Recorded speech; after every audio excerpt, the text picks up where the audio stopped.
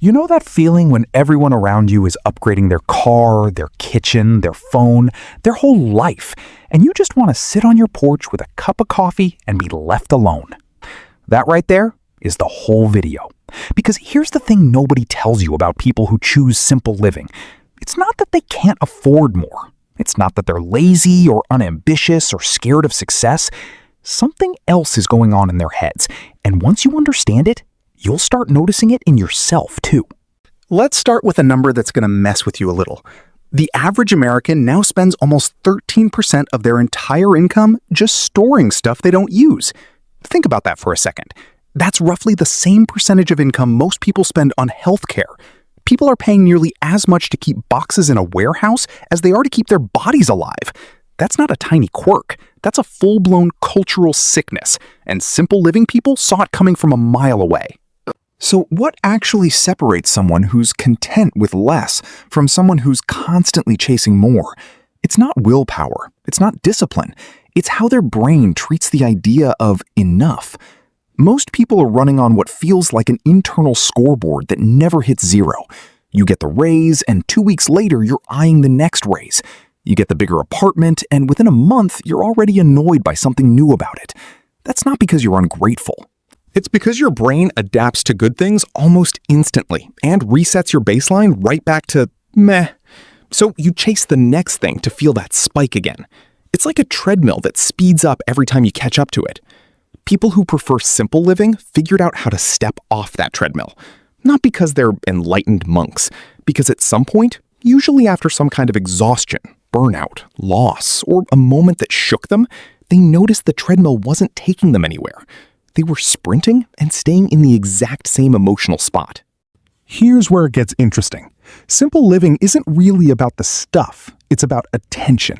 Every object you own, every subscription you pay for, every notification you get is quietly asking for a piece of your attention. And attention, unlike money, doesn't come back. You can always make more money. You can't make more hours in a day. So when someone chooses to own less, subscribe to less, commit to less, what they're actually doing is protecting the one resource they can never get refunded. Think about how exhausting decision-making really is. Choosing what to wear, what to eat, which app to check, which subscription to cancel, which gadget to upgrade. Every single one of those tiny choices burns a little bit of mental fuel. By the time most people get to the actual important decisions of their day, like how to handle a hard conversation or focus on real work, they're running on fumes. People who live simply cut out hundreds of these micro decisions before 10 in the morning. Not because they're minimalists for aesthetic reasons, because they want their brain sharp for what actually matters. Now, let's talk about the part that surprises people the most. Simple living isn't primarily a financial decision. It's an emotional regulation strategy. When your surroundings are cluttered, chaotic, overstimulating, your nervous system reads that as low-grade danger. Not enough to freak you out, but enough to keep your stress hormones simmering in the background all day. People who declutter their space aren't just being tidy, they're literally turning down the volume on their own anxiety without needing therapy, medication, or a retreat in the mountains. And this is where a lot of people get it twisted. They think simple living people are running away from ambition. That's not it at all. A lot of them are incredibly driven. The difference is where they point that drive. Instead of chasing bigger and more, they chase deeper and better. A person who lives simply might work just as hard as anyone else, but they're pouring that energy into one meaningful skill, one relationship, one passion, instead of spreading themselves across 15 shallow pursuits. There's also something happening with identity that most people never think about. In a world obsessed with status symbols, your car, your house, your clothes, your vacations all become little billboards advertising who you are to strangers who don't even care. Simple living people opt out of that billboard system entirely. And here's the twist. That opting out is actually a power move, not a weakness. When you stop needing external things to prove your worth, you become almost impossible to manipulate with marketing, social comparison, or peer pressure. Advertisers spend billions trying to make you feel like you're missing something. Simple living people are the ones who looked at that entire machine and said, not today. Let's get into the psychology of comparison for a second, because this is the real engine behind most people's spending. Humans are wired to measure their status against the people closest to them, not against some abstract global standard. That's why a person earning a very comfortable salary can still feel poor if everyone around them has more. It's never really about the actual number. It's about the gap between you and your circle. Simple living people either shrink that comparison circle on purpose, or they train themselves to stop feeding it altogether.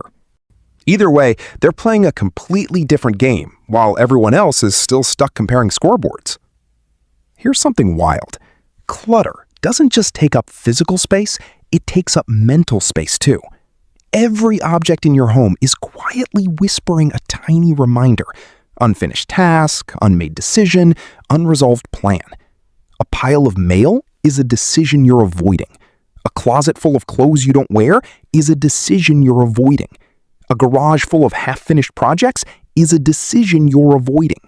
Multiply that by hundreds of items in an average household, and you've got a brain running a constant background hum of unfinished business. Simple living isn't about looking pretty in photos. It's about shutting off that hum so your mind actually feels quiet for the first time in years. Now, here's a psychological twist that catches people off guard. Owning less doesn't just reduce stress, it actually increases how much people enjoy the things they do keep.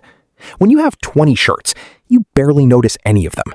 When you have 5 that you genuinely love, you actually feel something putting them on. This is the same reason a home-cooked meal after a long hike tastes better than the exact same meal on a random Tuesday. Scarcity, when it's chosen on purpose, brings appreciation back into things that abundance had quietly numbed. There's also a really underrated reason people move towards simple living, and it has nothing to do with minimalism trends or aesthetics. It's control.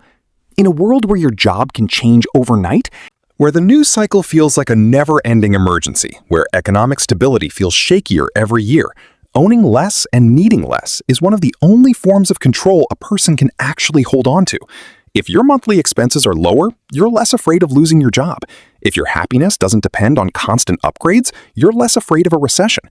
Simple living, at its core, is often a quiet rebellion against feeling powerless.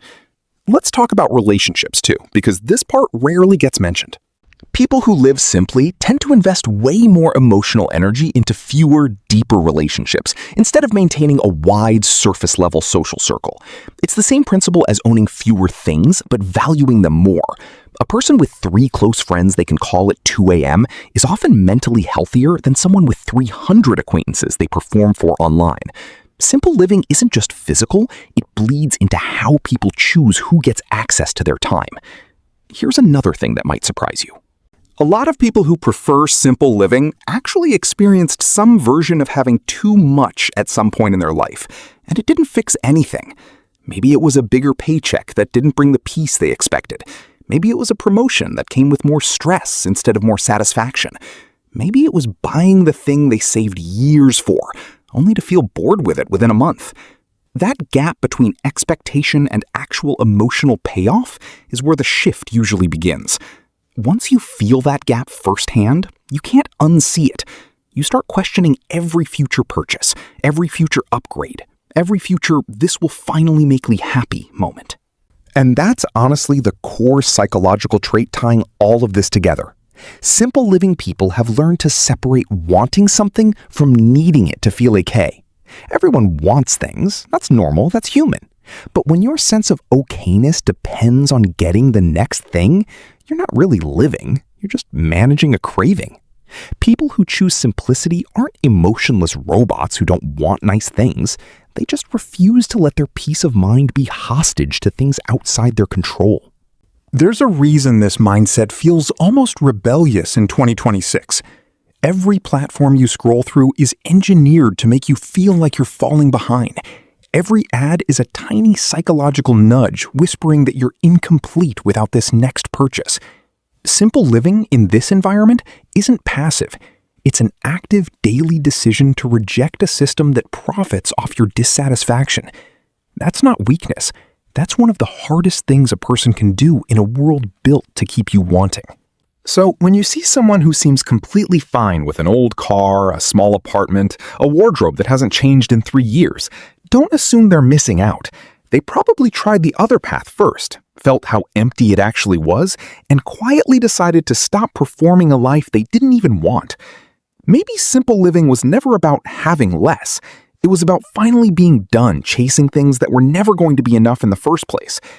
If today's video gave you something to think about, you can support the channel by buying me a coffee through the link in the description. It genuinely helps keep these videos coming.